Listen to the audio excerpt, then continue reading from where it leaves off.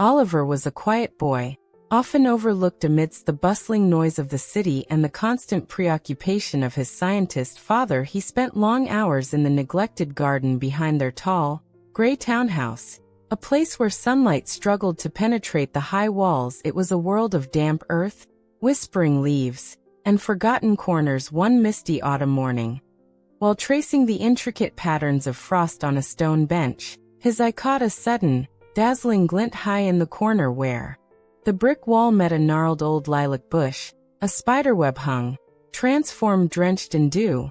Each strand shimmered like liquid silver, catching the pale sun and refracting it into countless tiny rainbows. It wasn't just a web. It looked like a captured constellation, a universe spun from light and water. Oliver held his breath, a profound sense of wonder replacing the familiar ache of loneliness within him. Drawn by an irresistible pull, Oliver fetched a small, three-legged stool, placing it carefully beneath the magical structure. Standing on tiptoe, he peered closer, his nose almost brushing the cool, damp strands. As his eyes adjusted, the shimmering veil seemed to dissolve beyond the sparkling threads.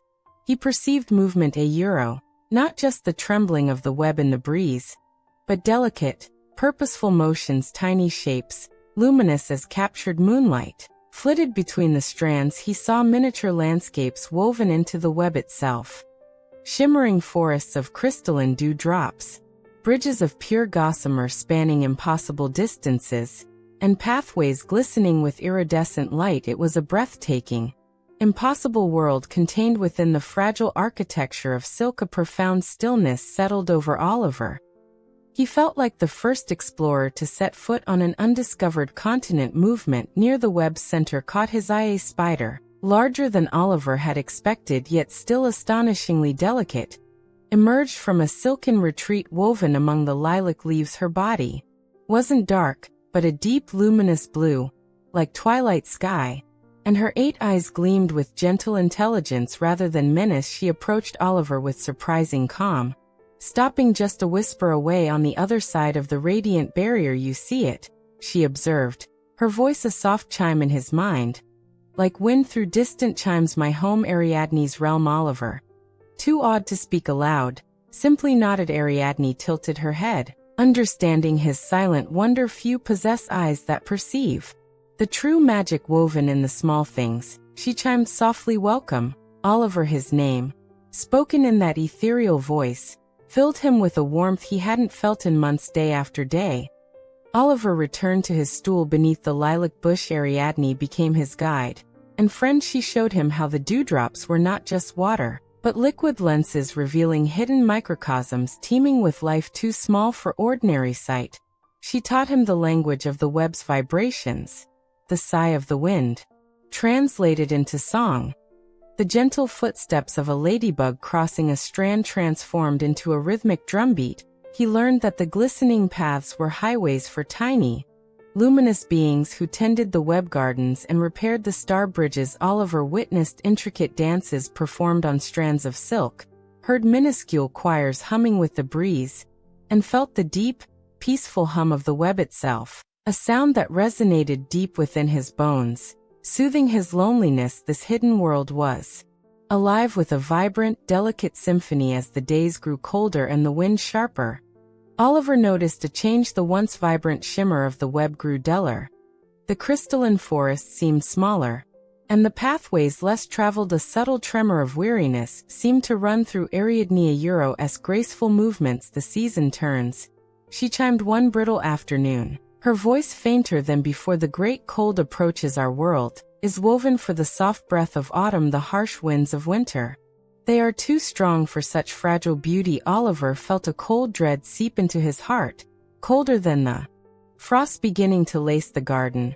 He saw the vulnerability of this exquisite world he had come to love, a world entirely dependent on the endurance of its architect and the mercy of the elements. He couldn't bear the thought of its silent dissolution. One night, a fierce storm roared through the city. Oliver lay in his bed, listening to the wind howl like a wild beast and the rain lash against his window. He thought only of the lilac bush, the fragile web, and Ariadne throwing off his blankets. He dressed hurriedly, grabbed the largest umbrella he could find and a thick, woolen blanket, and crept downstairs. The garden was a chaos of whipping branches and driving rain. He found his stool tossed aside, the lilac bush thrashed violently, and there, clinging desperately to her tattered kingdom, was Ariadne. The magnificent web was ravaged, only tattered remnants fluttering wildly in the gale. Without hesitation, Oliver jammed the umbrella deep into the soil, angling it desperately to shield the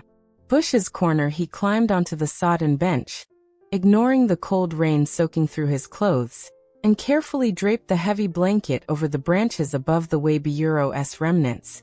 Anchoring it with stones, he stood there, shivering but resolute, a small human bulwark against the storm, shielding the last fragment of a world. As the storm finally subsided near dawn, gray light revealed the damage. The blanket was soaked, the umbrella askew, but the core of the web and Ariadne were sheltered.